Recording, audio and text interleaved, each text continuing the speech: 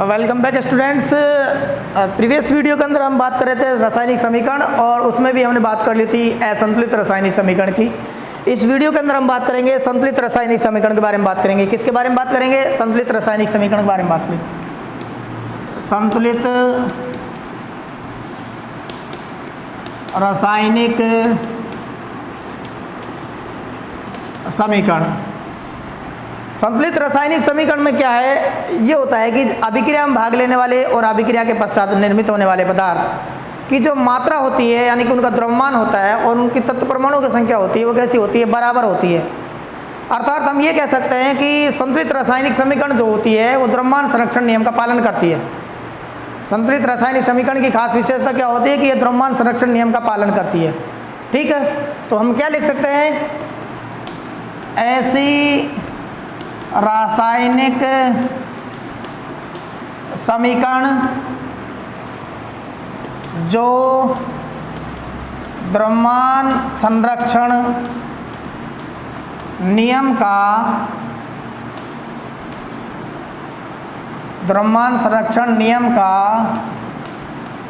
पालन करती है।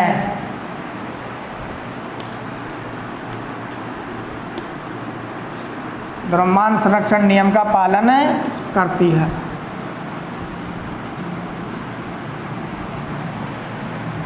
अर्थात जिसमें क्रियाकारक अवलिंग अभिकारक एवं क्रियाकारक अवलिंग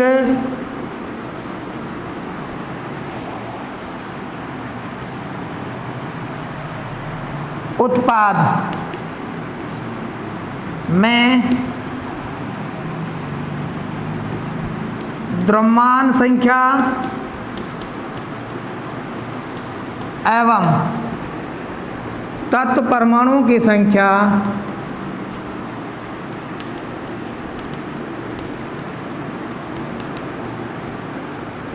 समान होती है। समान होती है। ठीक है, यहाँ पर क्या होगा? अभिक्रिया से पहले और अभिक्रिया के बाद में तत्व परमाणुओं की संख्या और द्रव्यमान संख्या कैसी होगी? समान होगी। तो इस प्रकार की रासायनिक समीकरण क्या कहलाती है? संतुलित रासायनिक समीकरण कहलाती है। एग्जाम्पल के लिए हम बात करें, जैसे एग्जाम्पल बात करें, कार्बन प्लस ऑक्सीजन, तीर का निशान CO2।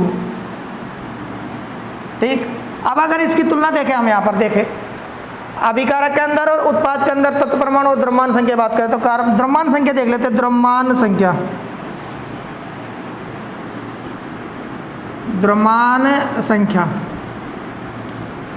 संख्या में कार्बन कितने नंबर पर? कार्बन का द्रव्यमान संख्या कितनी होती है? 12 और ऑक्सीजन कितनी होती है? 16। कितने परमाणु? 2 × 16। तो कितना हो गया? 12 + 32 बराबर कितना हो गया? 44 ग्राम। कितने ग्राम भाग ले रहे हैं? 44 ग्राम भाग ले रहे हैं पदार्थ अभिक्रिया के अंदर। अब अभिक्रिया के पश्चात कितना निर्मित होगा देख लेते हैं। कार्बन कितना है? एक परमाणु है, तो यानी कि 12 ग्राम प्लस ऑक्सीजन कितने परमाणु? 2। एक का कितना होता है? 16। तो 2 का कितना हो गया? 32। तो क्या हो गया हमारे पास? 12 + 32 बराबर कितना हो गया? 44 ग्राम। यानी कि 44 ग्राम भाग ले रहा है, 44 ग्राम बन रहा है इस अभिक्रिया के दौरान। तो ये रासायनिक समीकरण किस प्रकार की होगी? संतुलित रासायनिक समीकरण होगी, बैलेंस होगी। किस प्रकार की होगी? बैलेंस इक्वेशन होगी। ये बैलेंस इक्वेशन।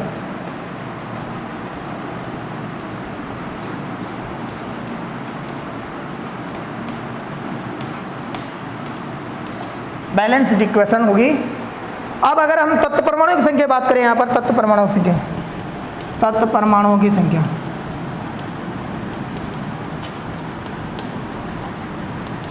तो तत्व परमाणु की संख्या कार्बन कितना है हमारे पास? 1। ऑक्सीजन कितना है? 2। इधर देखिए कार्बन कितना है? 1। ऑक्सीजन कितना है? 2। यानी कि तत्व परमाणु की संख्या भी अभिक्रिया से पहले और अभिक्रिया के बाद में कैसे निकल रही है? समान निकल रही है। तो इस प्रकार यह अभिक्रिया कैसे होगी, या समीकरण कैसे होगी? संतुलित रासायनिक समीकरण होगी। किस प्रकार की होगी? संतुलित रासायनिक समीकरण होगी, इसको नोट कर लीजिएगा। नेक्स्ट एग्जाम्पल से बताएंगे फिर। जैसे एक दूसरा एग्जाम्पल लेते हैं हम यहाँ पर,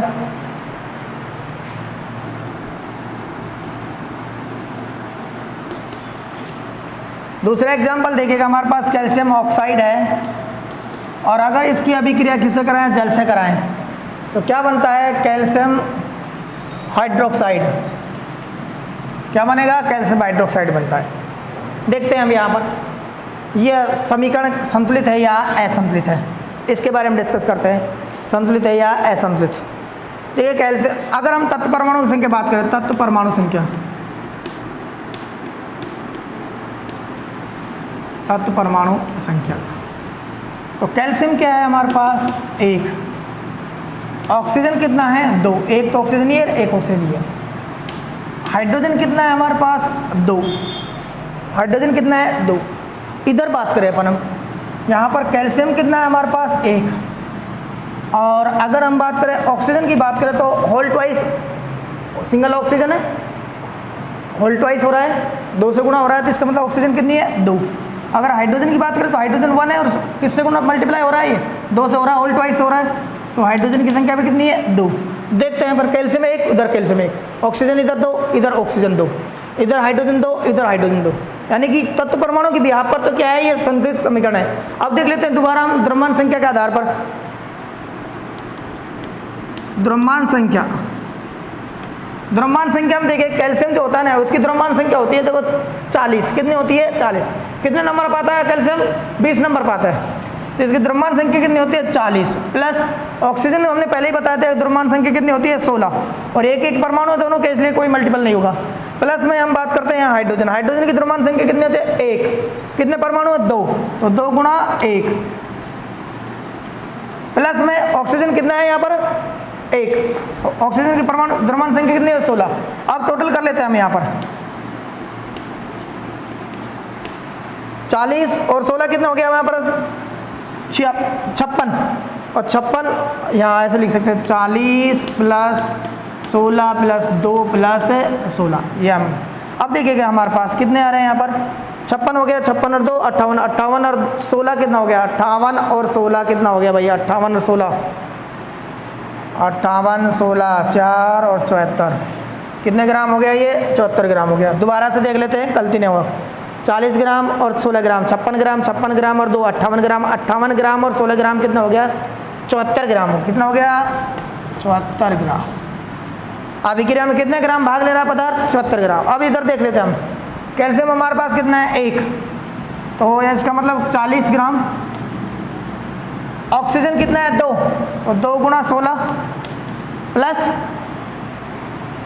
हाइड्रोजन कितना है, 2, तो 2 गुणा 1, तो यहाँ हम देख लेते हैं, यहाँ 40 प्लस 32 प्लस 2, तो ये देख लेते हैं अब यहाँ पर 40 प्लस 32, 40 और 32 कितना होता है, 72, 72 और 2 कितना होता है, 74। तो अब देखते हैं द्रव्यमान संख्या की तुलना देखते हैं, तो 74 ग्राम हमने द्रव्यमान संख्या अभिक्रिया से पहले लिया था और 74 ग्राम अभिक्रिया के बाद में प्राप्त हो रहा है। तो इस प्रकार ये हमारे पास द्रव्यमान संख्या भी क्या है, अभिक्रिया से पहले और अभिक्रिया के बाद में कैसी है, समान है, तो इस कारण ये कौन सी समीकरण होगी, संतुलित समीकरण। कौन सी होगी, संतुलित, बैलेंस्ड इक्वेशन।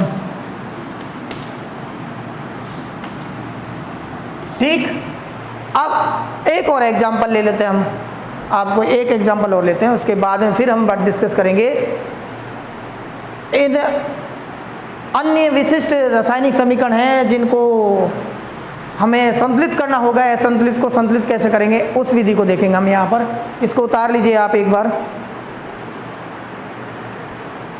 तीसरा एग्जाम्पल देखते हैं हम यहाँ पर, बहुत शानदार एग्जाम्पल है, मैंने पहले बताया था ये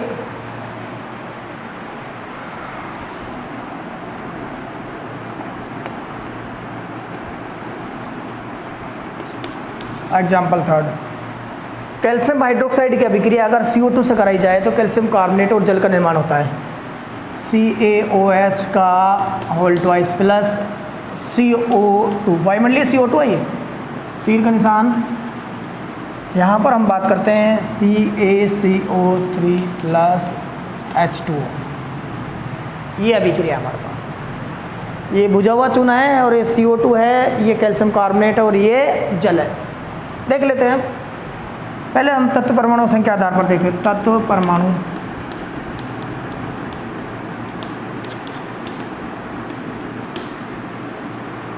तत्व परमाणु की संख्या, और इधर हम बात कर लेते हैं जस्ट अपोजिट में ये। अब देखते हैं कैल्शियम ही तरफ हमारे पास, कैल्शियम की संख्या कितनी है? 1। कितनी है? 1। ऑक्सीजन की संख्या देख लेते हैं। ऑक्सीजन 2 तो ये हो गई और 2 ये हो गए, कितनी संख्या होगी? 4। देखो OH का होल ट्वाइस है ना, तो 2 ऑक्सीजन तो ये हो गई और 2 ऑक्सीजन ये हो गई। नेक्स्ट हम बात करते हैं कार्बन की। तो कार्बन देखिएगा, इधर तो कोई कार्बन है नहीं, इधर कार्बन है, कितना है? 1। और कोई परमाणु यहाँ पर हाइड्रोजन और है, हाइड्रोजन देख लेते हैं। हाइड्रोजन परमाणु देखिए 1 है और होल ट्वाइस है, 2 से गुणा हो रहा है, तो इसलिए हाइड्रोजन की संख्या कितनी होगी? 2। अब इधर देख लेते हैं, कैल्शियम कितना है हमारे पास? 1। कितना है? 1। उसके बाद हमने ऑक्सीजन लिया था, ऑक्सीजन देखेगा, ऑक्सीजन 3 तो ये और 1 ये, 4। नेक्स्ट बात करते हैं हम यहाँ पर कि जो ये कार्बन है, कार्बन संख्या इधर कितनी है? 1। और अब हाइड्रोजन की बात कर ले तो हाइड्रोजन कितने संख्या में? 2। तो देखते हैं यहाँ, कैल्शियम 1, इधर calcium 1, oxygen 4, oxygen 4, carbon 1, carbon 1, hydrogen 2, hydrogen 2। तो दोनों तरफ क्या है? अभिक्रिया से पहले और अभिक्रिया के बाद तत्व परमाणु की संख्या कैसी आ रही है? समान आ रही है। इस कारण क्या है? ये संतुलित समीकरण है। कैसी है? संतुलित समीकरण। अब द्रव्यमान संख्या के आधार पर और जांच कर लेते हैं इसकी। द्रव्यमान संख्या किसके आधार पर? द्रव्यमान संख्या के आधार पर। तो द्रव्यमान संख्या अभी हमने बताया कैल्शियम की कितनी होती है? 40 प्लस, अब हमारे पास क्या है यहाँ पर? ऑक्सीजन कितनी है? 2, तो 2 गुणा 16 प्लस हाइड्रोजन कितनी है? 2 इस सूत्र के अंदर, तो 2 गुणा 1। इधर हमारे पास प्लस में कार्बन कितना है? 1 और 1 कार्बन कितना है? द्रव्यमान संख्या 12 प्लस, इधर देखिएगा हमारे पास ये ऑक्सीजन कितनी है? 2 और 1 की कितनी होती है? 16। तो देख लेते हैं हम यहाँ पर 40 प्लस 32 प्लस 2 प्लस 12 प्लस 32, इस प्रकार देख लेता हूँ यहाँ पर। अब यहाँ पर 40 और 32 कितना हो गया है? 72, 72 तो 74, 74 और 12 कितना हो गया? 74 और 12 86, 74 12 86, 86 और 32 कितना हो गया भाई? 86 और 32, 8 3 11, 118 ग्राम। कितना हो गया? 118 ग्राम। एक बार और देख लेते हैं, इसे दोबारा देखने में कोई बुराई नहीं है, गलत होने के बजाय हम एक बार और चेक कर लेते हैं। 40, 16 दूनी 32, 2 गुणा 1 2, और उसके बाद 12 और 2 गुणा 16 32। इधर देख ले 40, 32, 2, 12 और 32, 72, 74, 74 12 कितना हो गया? 74 12, 74 और 12 कितना हो गया? 86, 86 और 32 कितना हो गया? 86 और 32 कितना हो गया? 118 ग्राम। इधर देख लेते हैं अब हम, यहाँ पर देखिए कैल्शियम कितना है? 1, तो 40 प्लस कार्बन कितना है? 1 12 प्लस ऑक्सीजन कितनी है? 3 और 1 की कितना है? 16। एक ऑक्सीजन का द्रव्यमान संख्या कितनी होती है? 16 प्लस में इस सूत्र के अंदर देखते हैं हाइड्रोजन कितने हैं? 2, 1 का कितना होता है? 1 प्लस ऑक्सीजन कितना है भाई? 1 कितना है? 16। अब देख लेते हैं यहाँ पर 40 प्लस 12 प्लस 16 30 48 प्लस 2 प्लस 16, देखिएगा 40 और 12 कितना होगा? 52 और 52 और 48 कितना हो गया? 100, 100 और 2 102 और 102 और 16 कितना हो गया? 118। देखते हैं, वाह 118 ग्राम भाग ले रहे हैं और 118 ग्राम क्या है? प्राप्त हो रहे हैं। तो इस प्रकार ये समीकरण कैसी है? संतुलित रासायनिक समीकरण है। किस प्रकार के समीकरण है ये? संतुलित रासायनिक समीकरण, संतुलित रासायनिक समीकरण। कैसी समीकरण है ये? संतुलित रासायनिक समीकरण।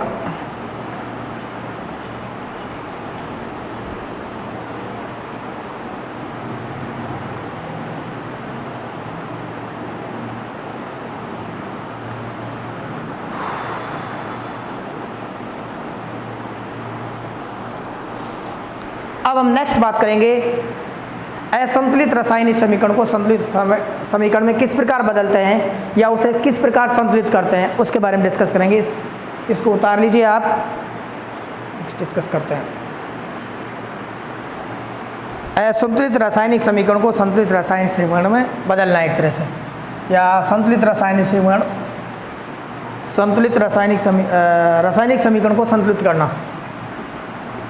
रासायनिक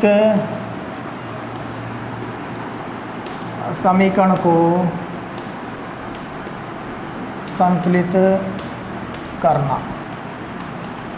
भाई हमें पता है इस बात का कि रासायनिक समीकरण कैसी होती है, वो दो प्रकार की होती है, असंतुलित और संतुलित। लेकिन इतना हमें पता है कि रासायनिक अभिक्रिया के दौरान क्या होता है, नहीं तो द्रव्यमान का निर्माण होता है, नहीं द्रव्यमान नष्ट होता है। अर्थात रासायनिक अभिक्रिया किसका पालन करती है? द्रव्यमान संरक्षण का नियम का पालन करती है। तो रासायनिक अभिक्रिया को ही तो हम तत्व परमाणु को प्रतीक के रूप में व्यक्त कर रहे थे, उसी को तो हम कह रहे थे संतुलित, रासायनिक समीकरण बोल रहे थे हम। रासायनिक अभिक्रिया को हम क्या बोल रहे थे? रासायनिक समीकरण बोल रहे थे, तत्व परमाणु प्रतीक के रूप में व्यक्त करने के बाद में। तो हम यहाँ पर अगर कोई अभिक्रिया है, उस अभिक्रिया के अंदर कुछ तत्व परमाणुओं की संख्या भाग ले रही है, कुछ तत्व परमाणु भाग निर्मित हो रहे हैं, और अगर उनकी संख्या कम ज़्यादा है तो उसको संतुलित करना जरूरी होता है, क्योंकि तभी वो क्या है, रासायनिक अभिक्रिया और द्रव्यमान संरक्षण का नियम का पालन कर पाएगी। तो यहाँ पर हम क्या करते हैं, रासायनिक समीकरण को संतुलित करने के लिए कुछ विधि अपनाते हैं। यहाँ पर दो विधि हमारे पास, कितनी विधि है हमारे पास? दो विधि। एक तो हमारे पास है प्रत्यक्ष विधि, प्रत्यक्ष विधि, या फिर गुणज विधि बोलते हैं इसको। क्या बोलते हैं? गुणज विधि, direct method.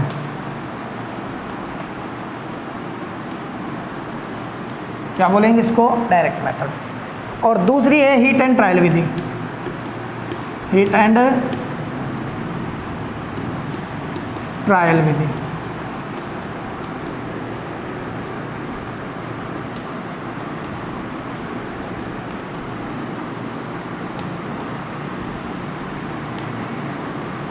Heat and trial method,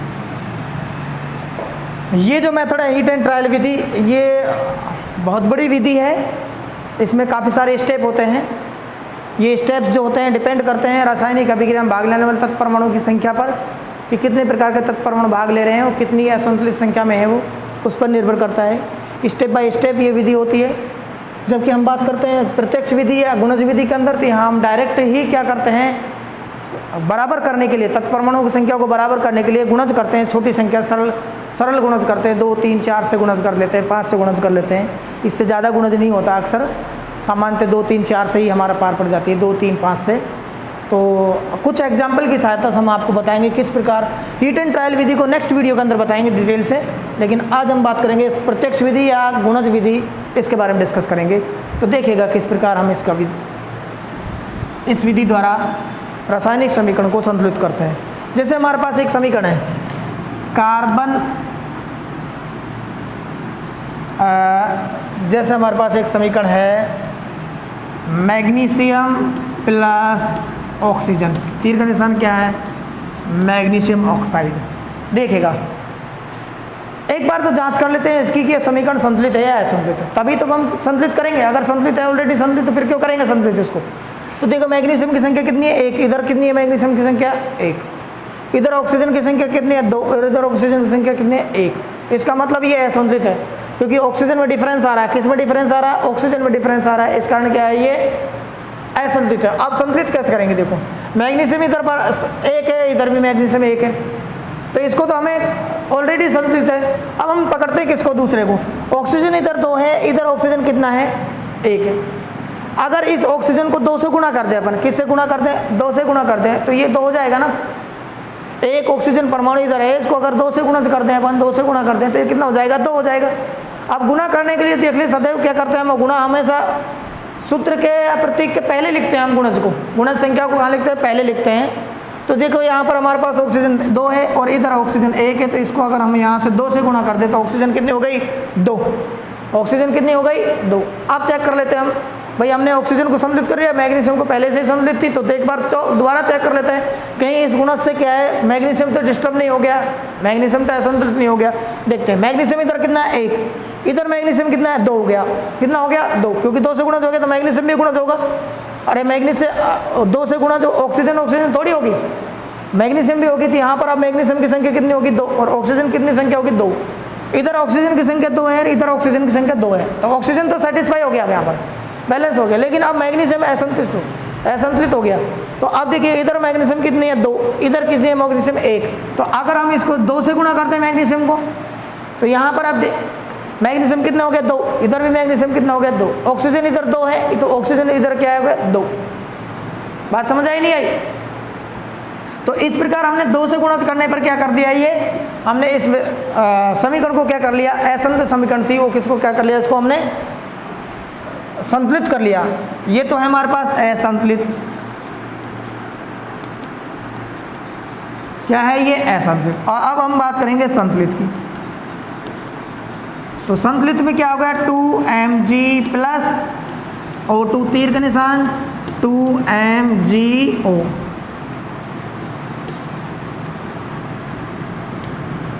ठीक है भाई, अब हम दूसरा एग्जांपल लेते हैं। ये तो हमारे पास एक एग्जांपल हो गया।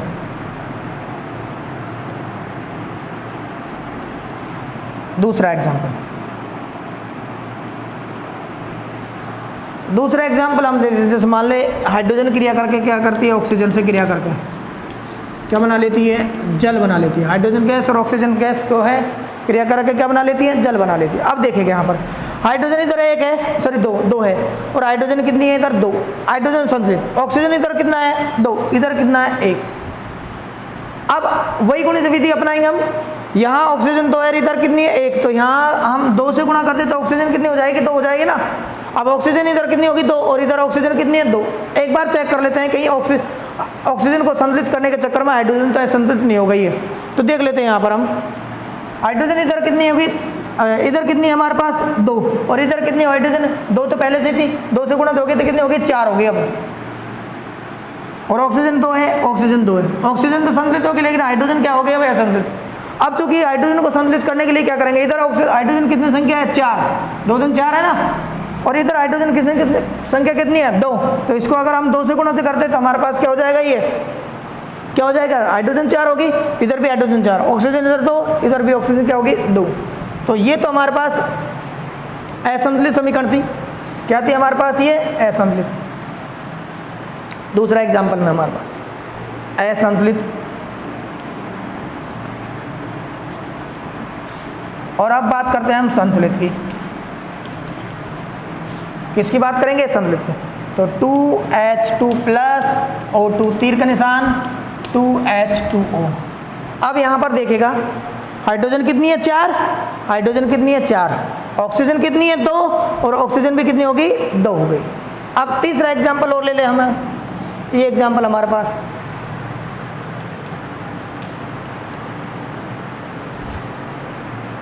एक, 2 और तीसरा एग्जांपल।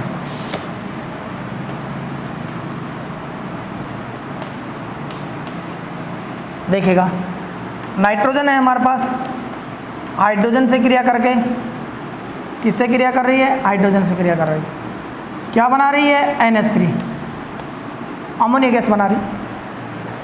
देख लेते हैं नाइट्रोजन कितना है इधर 2, इधर कितना है 1, गड़बड़ हो गई यहीं। इधर देखिए हाइड्रोजन कितना है 2, और हाइड्रोजन कितना है इधर 3, ये भी गड़बड़ हो गई। तो देख लेते हैं हम कैसे करेंगे। यहाँ पर इधर हमारे पास नाइट्रोजन कितनी है 2, और इधर नाइट्रोजन कितनी है 1। अब नाइट्रोजन कितनी होगी 2, और इधर कितनी होगी, नाइट्रोजन कितनी होगी हमारे पास 2। अब हाइड्रोजन देखते हैं, हाइड्रोजन इधर कितनी होगी 3, तो पहले से 2 से गुणा होगी 6 हो गई, और इधर हाइड्रोजन कितनी है 2, तो 2 को 3 से गुणा कर देंगे 6 हो जाएगा ना। तो यहाँ पर हम क्या कर लेंगे 3 से गुणा कर देंगे। तो अब देखिए नाइट्रोजन 2, इधर नाइट्रोजन 2, हाइड्रोजन 6, तो हाइड्रोजन 6। तो इस प्रकार हम क्या करते हैं 2 या 3 से गुणा करके हम क्या कर लेते हैं प्रत्यक्ष विधि द्वारा मतलब थोड़ा सा यहाँ ध्यान रखना पड़ेगा कि भाई कितने से गुणा किया जाए कि बराबर संख्या आ जाए, ठीक है ना, और चेक कर लेते हैं उसके बाद में। तो यहाँ पर ये तो क्या है हमारे पास असंतुलित, और अब बात करते हैं संतुलित की। तो N2 प्लस 3H2 तीर का निशान 2NH3, ये कौन सी समीकरण होगी हमारे पास? संतुलित समीकरण होगी, संतुलित समीकरण होगी, जिसके अंदर तत्व परमाणुओं की संख्या और द्रव्यमान संख्या भी कैसी होती है? समान होती है। इस प्रकार कई सारे एग्जाम्पल हम देख सकते हैं जिनकी सहायता से हम आपको इसको समझा सकते हैं। और भी बहुत सारे एग्जाम्पल है, एक एग्जाम्पल मैं आपको दे रहा हूँ, आपको क्या है एक दो एग्जाम्पल और मैं समझा दूँ आपके लिए ताकि आपको सुविधा रहे। चलो मैं आपको समझा देता हूँ इसको यहाँ पर एग्जाम्पल।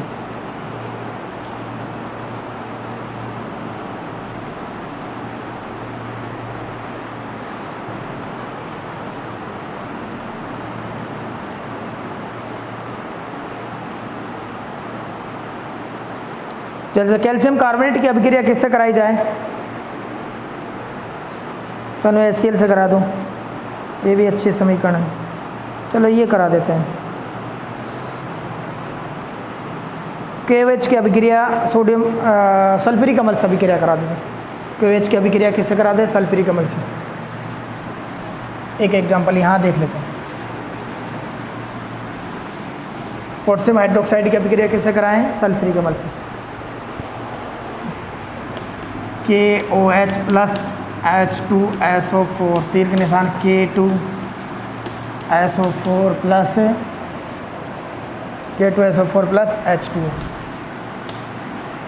ये प्राप्त हो गया हमारे पास। पोटेशियम हाइड्रोक्साइड है, सोडियम सल्फ्यूरिक अम्ल है, और ये पोटेशियम सल्फेट हो गया, और ये क्या हो गया? जल हो गया। अब देख लेते हैं यहाँ पर, यहाँ देखेगा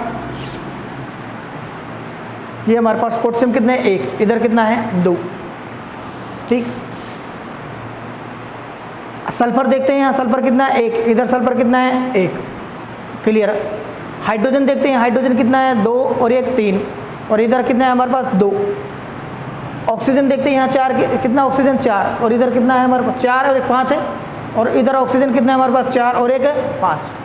देखो सबसे पहले हम बात कर लेते हैं यहाँ पर एक पोटेशियम है, इसको ही सल्टा लेते हैं पहले, ये पोटेशियम की कहानी को खलास कर देते हैं। पोटेशियम इधर 2 है, इधर कितना है? 1।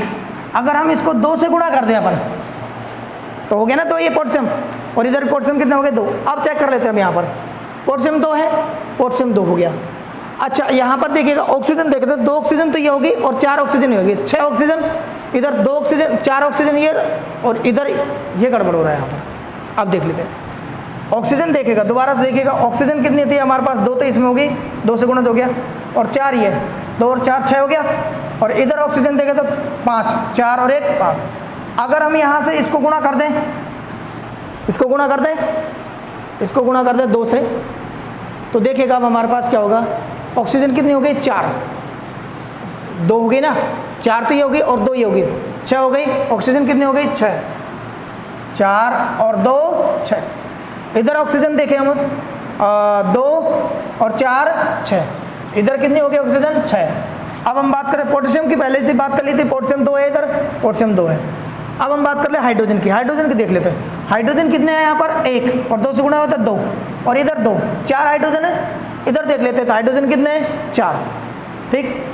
अरे भाई के कितना है हमारे पास? 2, हाइड्रोजन कितना है? 4, ऑक्सीजन कितना है? 6, और सल्फर कितना है? 1। इधर देखते हैं के कितना है? 2, कितना है? 2। हाइड्रोजन कितना है यहाँ पर? 4, हाइड्रोजन 4 हो गए ना, और उसके बाद ऑक्सीजन देखते हैं तो 4 तो ये 2 ये 6, और उसके बाद में क्या देखते हैं हम? सल्फर देखते हैं, सल्फर क्या है? 1। तो दोनों दोनों जगह क्या है कि बराबर बराबर आ रही है हमारे पास, तो ये हमारे पास क्या हो गया? KOH प्लस H2SO4 तीर का निशान K2SO4 प्लस H2, ये तो हो गया असंतुलित। क्या हो गया? असंतुलित। और ये क्या हो गई? संतुलित। कौन सी समीकरण हो गई? ये संतुलित। तो इस प्रकार हम देखते हैं यहाँ पर डायरेक्ट मेथड से हमने रासायनिक समीकरणों को क्या किया, संतुलित करने की कोशिश की, कुछ एग्जाम्पल्स दिए। आप भी कुछ एग्जाम्पल देखिएगा किताब के अंदर, नोट्सबुक के अंदर, और कोई समस्या हो तो किसी भी एग्जाम्पल्स के अंदर संतुलित करने में, तो आप कमेंट बॉक्स में लिख सकते हैं या फिर पर्सनल मिल सकते हैं, ठीक है, स्कूल आकर, जो भी है। तो इस प्रकार हमने आपको ये रासायनिक समीकरण संतुलित करना सिखाया। नेक्स्ट वीडियो के अंदर हम बात करेंगे रासायनिक अभिक्रियाओं के प्रकार, रासायनिक अभिक्रियाओं के प्रकार, बहुत इंपॉर्टेंट टॉपिक चलेगा नेक्स्ट वीडियो के अंदर। आज इतना ही, ओके बाय।